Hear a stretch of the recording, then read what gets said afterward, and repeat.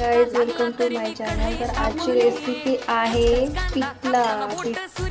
हळद टाकून घेऊ। मस्त मिक्स करून घेतलेलं आहे। आपण आता बनवायला घेऊ। चणे लसूण वाटलेलं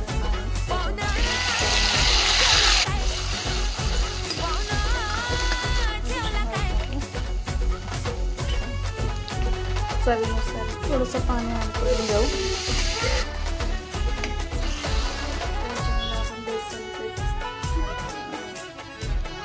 आपण बेसन पीठ ॲड केले तर आता मस्त मिक्स करून घेऊ। असं मिक्स करत राहायचं म्हणजे याच्यामध्ये गाठ होणार नाही। तर हे बघा बेसन पीठ अशा प्रकारे शिजतं आणि थोडंसं